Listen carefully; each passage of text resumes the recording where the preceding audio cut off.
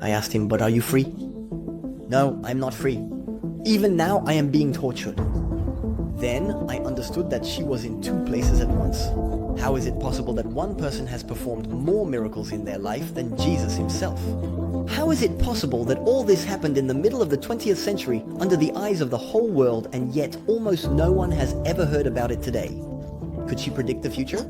Speak languages she had never learned, be in 2 places at once, make objects appear, and so many other things? Well, actually it's simple. Yvonne Aimée, a nun in Maletroit, Brittany, defied science on absolutely every subject one could ever imagine. For example, during the ecstasies she experienced, flowers would literally emerge from her body. Yes, flowers. There you go, that said, it sets the scene. She was probably the most mysterious person of the entire 20th century. And besides, when the church hierarchy heard about her, their first reaction was to be extremely suspicious because according to them, there were too many miracles. It was fishy, so make yourselves comfortable, because I'm gonna tell you how.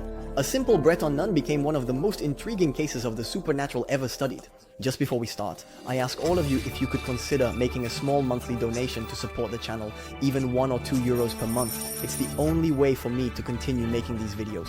I'll put a link in the description. Thank you from the bottom of my heart in advance to those who will do it. It's thanks to you that these videos exist, and that's not just words. Without your help, I would have stopped a long time ago. So thank you in advance, you are incredible. And while I'm at it, if you're looking for a Christmas gift idea, here are 2 that have just come out. Firstly, the book Your Life Has Meaning, co-written by 20 authors including Olivier Giroud, brother Paul Adrien, and myself. And the second idea, the super comic book 1000 Reasons to Believe About Miracles. With 1000 Reasons to Believe, we have released some articles about Mother Yvonne-Aimée de Malestroit. I'll put all that in the description. It is June 20th, 1925. Yvonne is in her room in Paris on Avenue de Ternay in her young women's home. Suddenly, while she is talking with Sister Marie-Thérèse Mathieu, she has a sort of blackout. She stares into space, she no longer responds. Sister Marie-Thérèse waits beside her, intrigued. She looks at Yvonne. It's as if she is completely absent, out of her body. Suddenly, Yvonne comes back to herself and says, I went to see souls. Indeed, since 1922, Yvonne had started to change, and phenomena of this kind were becoming more and more frequent. But it was in 1927 that the first really strange thing was going to happen. Yvonne entered novitiate monastery Maletroit, January 18th. And there, May 10th, Mother Superior of Monastery finds Yvonne in a state of ecstasy. She is softly crying, but she seems not to see the few sisters who gather around her to try to understand what is happening to her. Suddenly, she exclaims, "Fire!" Then she falls to the ground, her body lifeless. They try to wake her, but it's impossible. It's as if she were in a deep coma. No one understands anything because there is no visible fire around or even elsewhere in the monastery.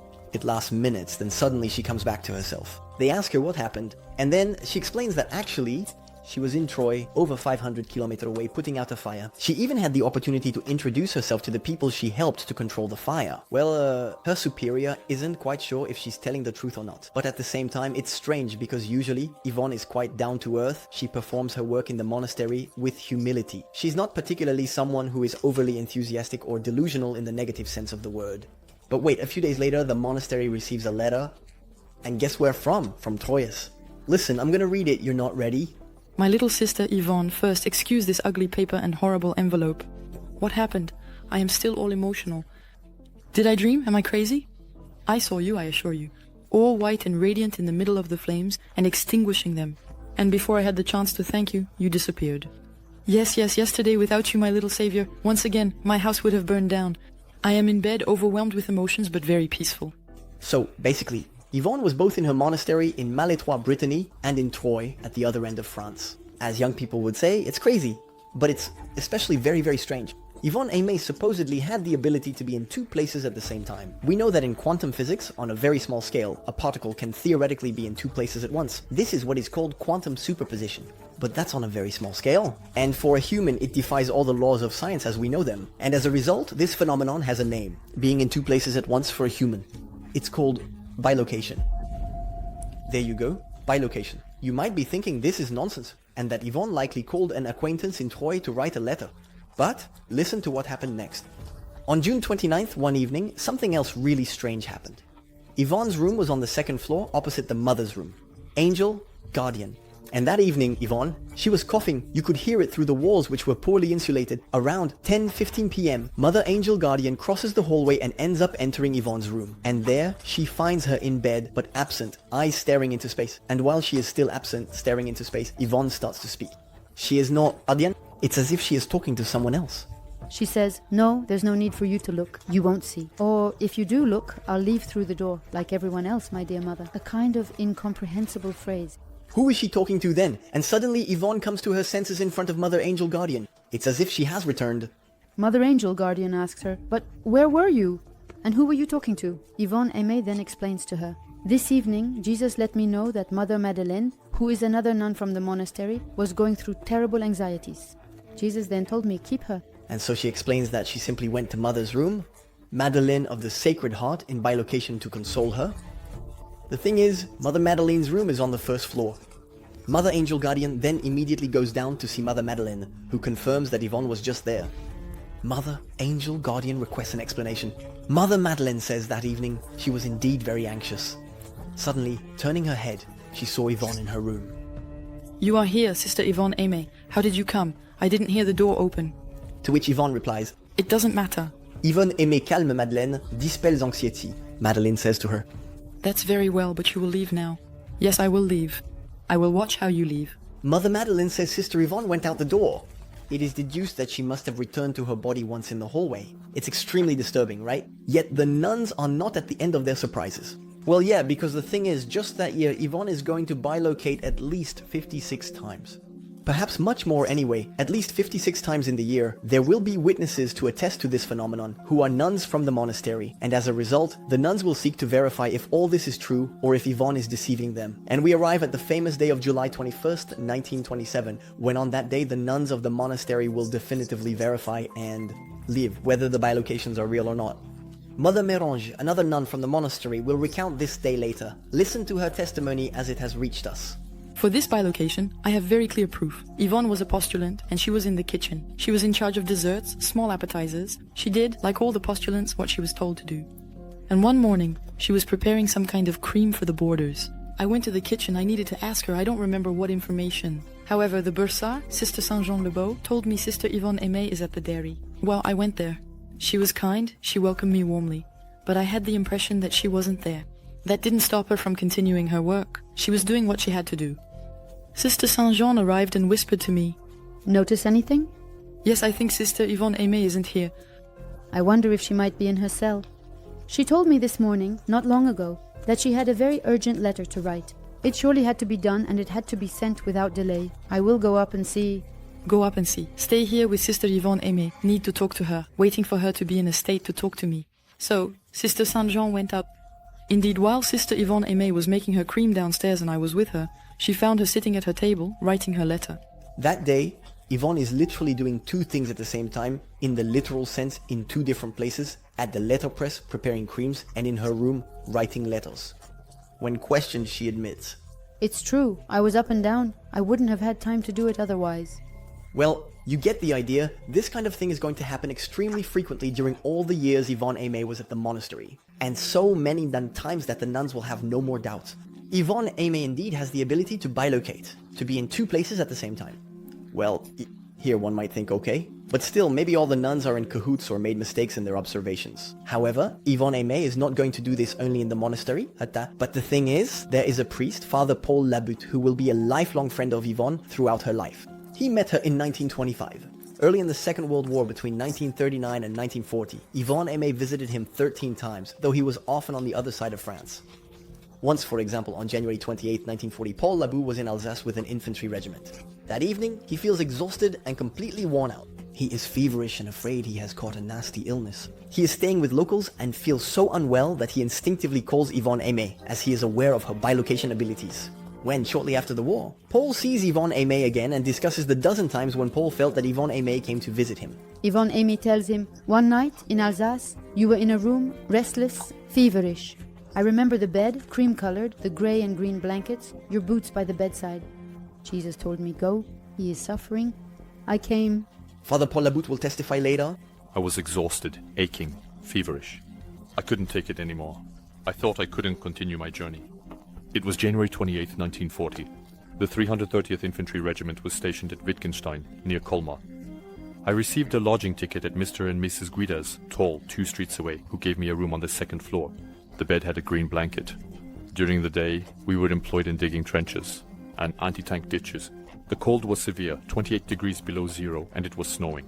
One evening, I returned to the Guidas, feverish. I had caught a cold. I went to bed quickly. I threw my boots haphazardly on the bedside rug. Feeling unwell, even in danger, I called Yvonne Aimée for help. I struggled with the rising fever. What happened? The next day, after a good sleep, I was recovered, without having taken any medicine. Yvonne Aimée explains to him. Yes, I caressed your forehead. I even applied cool water to your legs and ankles, which were swollen. You had a fever. When you called me, I recognized your voice. I asked the Lord Jesus, who told me, "Go, he is suffering, but what happens next is even crazier. You are not ready." Well, if everyone remembers June 18th, 1940 as the day of de Paul's call. In fact, there was a surprising bilocation of Yvonne Aimée. After the war, on July 22nd, 1945, General de Paul will meet Yvonne Aimée in Vannes to present her with the Legion of Honor for hiding and caring for Allied soldiers and Breton resistance fighters during the war. He even took off his cap in front of her out of respect. But anyway, that's not the point. She tells Paul when she sees him after the war. Another time you called me and I came. It was on the banks of the Rhine, very close to the Germans. There were 3 of you. You were driving stakes into the ground. You were standing like a target in the German firing range all afternoon. You had asked me to protect you during your work. I can still see the sandbags, the earthworks, the tarred planks. The Germans did not shoot. And, astonishingly, it matches a very specific scene that Abbé Labou remembers perfectly. He would later write about it in his journal. The 3rd Battalion of the 330th was then holding the trenches of the outposts at Sandhouse, on the marshy and wooded banks of the Rhine, between 2 fortifications of the Maginot Line. One afternoon, the command of the 9th Company ordered me to reinforce a trench whose walls were weakening. It involved driving stakes into the ground, side by side, to hold back the earth. However, it was impossible to drive the stakes without climbing onto the parapet. I thought that my duty as a sergeant was to drive them in myself, rather than assigning one of my men to do it. So, I invoked Mother Yvonne Aimée, and standing on the parapet, I drove the stakes in with great blows of the Gaulle that my men, kneeling, handed to me. I was aware of the risk. On the other side of the river, I could see the German machine guns aimed at us. I kept invoking Yvonne Aimée, almost with every hammer blow. The Germans saw me, they did not shoot. Finally, in the afternoon, the work was completed. I did not see Yvonne Aimée, but I was certain that she was protecting me. How could Mother Yvonne Aimée have guessed that? And afterward, Mother Yvonne Aimée was able to point out on a map the location of the ruins, where, on the evening of that bilocation, Father Labou, Lieutenant Mignon, and his comrades spent the night. However, on that date, it is known that Yvonne Aimée was present in Maletroit, as from June 14th to 22, she was attending a week of spiritual retreat, led by a priest, Father Guillon, along with all the other nuns. I told you, Yvonne Aimée received the Legion of Honor for helping the resistance during the war. She also received the Croix de Guerre, the Resistance Medal, and the French Recognition Medal. And indeed, she deserved it, because she did not hesitate to take risks for perilous missions. Once she went to Paris right in the middle of 1943, and unfortunately, what was bound to happen happened. She was arrested by the Gestapo.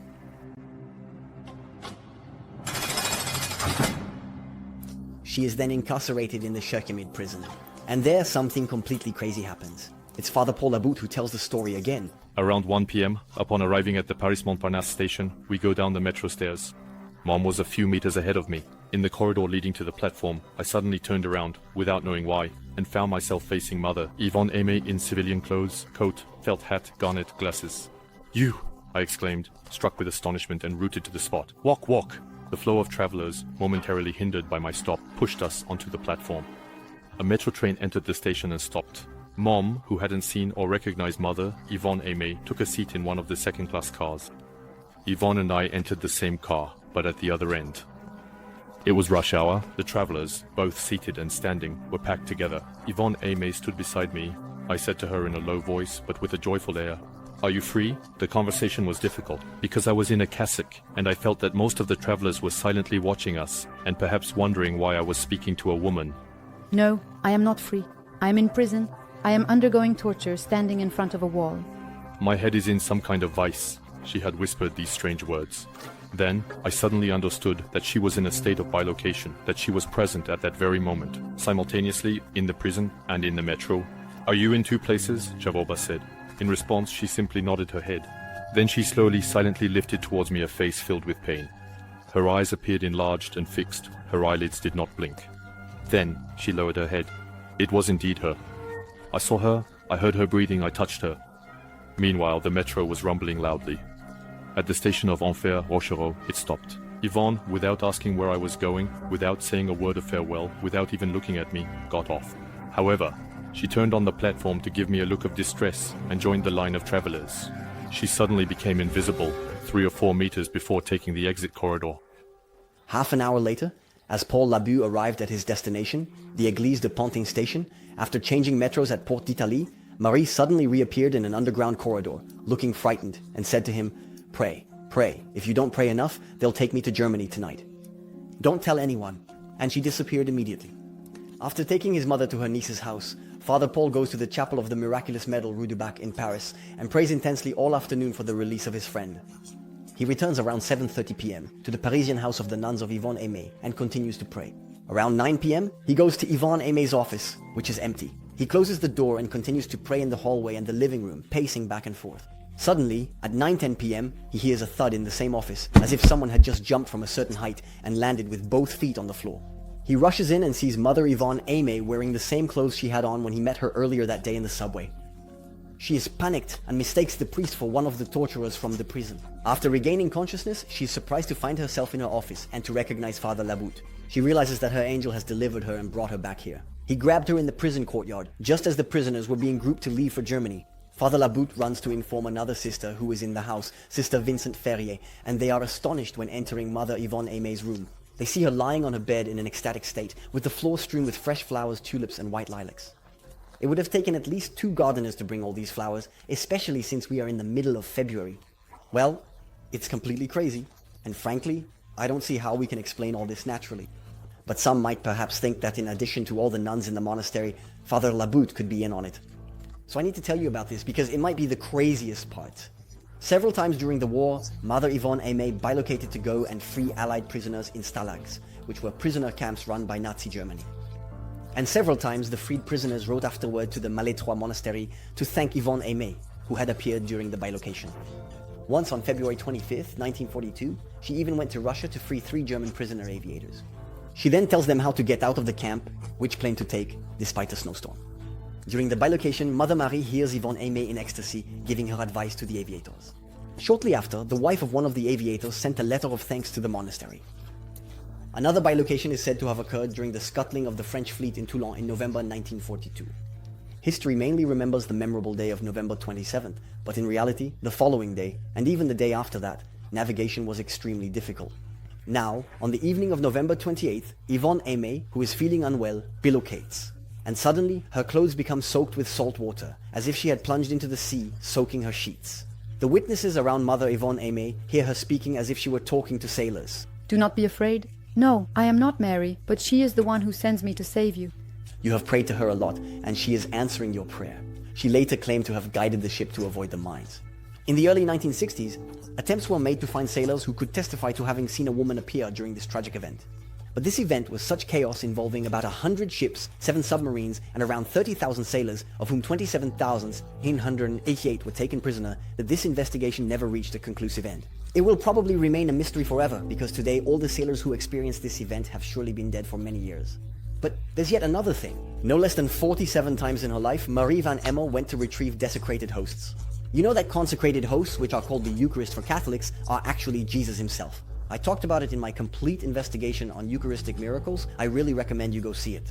In fact, I showed a miraculous host appearance on a tree in front of Mother Yvonne Aimée and was able to be photographed. Well, unfortunately, some people desecrate these consecrated hosts or defile them, which is a grave sacrilege. And as a result, Yvonne Aimée received visions of these desecrations and went to retrieve the desecrated hosts from all over the world, even as far as South America, to protect them.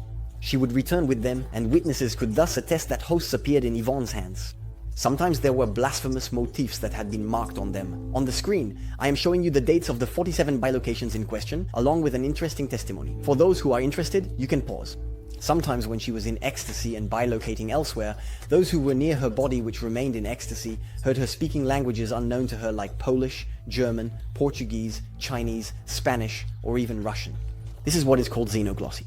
speaking unlearned languages. Therese Neumann was another woman of the 20th century who had this supernatural ability, and it was verified by scientists. I conducted an investigation on her. Consider checking it out afterwards if you're interested. In short, all we can say is that the bilocations documented in the life of Mother Yvonne-Aimée were very numerous. There are 151 in total across all those countries. I am displaying on the screen a summary table of all these bilocations. Here, in this video, I have only talked about a few of them. But if you want to go much deeper, you can read this. Excellent book which goes into more detail. I'll put that in the description. Keep in mind that for the majority of these bilocations, we have testimonies from different people who claim to have seen Yvonne Aimée in one place, while we also have other testimonies confirming that she was at the same time in another place with them. In short, here is the list of all the people who have witnessed these bilocations at least once. The bilocations of Mother Yvonne-Aimée de Malestroit were just the 17th Catholic miracle in a series I'm doing on my channel, where I take a detailed look at 100 different Catholic miracles. So, after this video, consider watching the first 16 miracles that have already been released, and then subscribe to make sure you can see the more than 80 miracles that will be coming in the next few months. I will also put in the description the link to a great newsletter, Ep.8, which sends out quality files each month related to different topics of the Catholic faith. It's highly complementary to my channel, so don't hesitate to check it out to educate yourself. But we're not done for today, because now, for the 18th miracle of this series, I will share with you some predictions and prophecies made by Mother Yvonne-Aimée of Maletroit that later came true.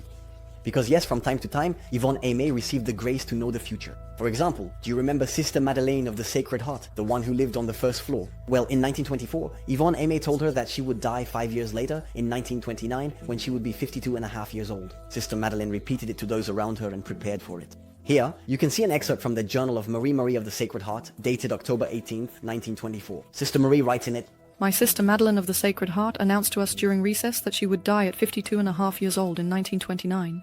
And indeed, Sister Madeleine of the Sacred Heart died on July 4th, 1929, at the age of 52.5. Well, it's very disturbing, isn't it? We agree. The thing is, like with bilocations, there wasn't just a prophecy here and there that came true. No, we're talking about 100. Of very clear prophecies and predictions that came true with accuracy and can be perfectly verified. Well, yes, because as we knew that Yvonne Aimée made predictions, we asked her to write everything down, to have proof later that she had indeed announced the event beforehand. Another even more precise example. On March 12, 1925, Yvonne Aimée wrote in her notebook, Jesus whispered to me that the Reverend Mother would not see on earth the dawn of June 24th. I must not say anything. The Reverend Mother at the time is Mother, Marie of Jesus a little earlier. More than 3 months later, on the morning of June 24th, while the news is still unknown to anyone, Yvonne Aimée, who is not on site, declares that Mother Marie of Jesus passed away the previous day at 11:10 a.m. A little later in the day, it is confirmed, Marie of Jesus departed at 10:50 p.m., fulfilling exactly the prophecy of March 12th by Yvonne Aimée de Malestroit. Another astonishing example, Yvonne Aimée outright predicted the Second World War with rather fine precision. On September 29, 1923, while she was in Le Mans, she wrote in a letter to Father Pio, who had asked her to recount all her visions, all her dreams, all her reveries, precisely to have records and be able to verify them later. Oh, I almost forgot to tell you something strange. It's only strange, but since I have to tell you everything. On the train, I slept and had a strange dream, if one can call it strange. It's rather sad, I should say, and it pains me to tell you all these things. I saw planes dropping large cylinders on trains, on stations, destroying and setting everything on fire. I saw men dressed in glass getting on and off the train. They looked like military uniforms, but still, they didn't resemble our soldiers at all. I felt a tightness in my chest and heard a deep and gentle voice saying, "This will be the trial, the great trial." The thing is, in 1923, German soldiers didn't yet have the green uniform. That only appeared around 1934-1935. But even more astonishing, a few months earlier, on October 28, 1922, Yvonne Aimée had another very precise vision that she also reported in writing to Father Pio. The vision is a bit long, so I won't read it all to you, but listen to these few excerpts. Then I saw these demons attacking Europe, followed by multitudes of men, fighting, killing, tearing each other apart, immense crowds fleeing from fires, fire falling from the sky, spreading across the earth. And a little on. Then the globe, the world map, was spinning in flames before my horrified eyes. On this world map there was a large number, 17. On France I saw a number, 39. You understood exactly. 17 years after this vision, it will be 1939. Is there any need to say more? Yvonne even predicted the duration of the war, as she wrote in the same vision just after. I had the impression this scene lasted 4 to 5 years. And it's true that there were 5 months and a few days of war, including 4 years of occupation for France. Moreover, in her letter to Father Crétet, in which she recounts her vision, Yvonne Aimée writes to him, "I think you will always remain my father, because I saw you quite old." You were indeed 75 or 80 years old, and indeed Father Crétet would be 75 years old in 1943, shortly before his death. This confirms the estimation made by Yvonne Aimée about the war around the 1940s. And yet, Yvonne Aimée wrote this in 1922. One might think that by writing so many predictions, some of them are bound to come true. And it wouldn't be so surprising if the majority of the other predictions fail. It would just be chance. For example, it's quite amusing to see that when there's an election, there's always someone somewhere on Twitter who had prophesied it years before in a tweet. But the thing is, out of millions of people making their predictions, it's normal that purely by chance, one of them turns out to be correct. Except that here, for Marie-Aimée de Malestroit, in fact, all these predictions came true. Out of hundreds of prophecies she made over several decades and carefully recorded in obedience to a hierarchy, all of them came true. So that completely rules out the hypothesis of chance. Managing to make a true prophecy by chance once, that can happen. Like winning the lottery, it happens once in a lifetime. But winning the lottery every week for 30 years is impossible. At some point we know it can't be by chance. It's the same for Marie de May. And for those who want to know more, there is a complete 150-page book that studies all these prophecies, which is subtitled as a unique case of scientific prediction in history.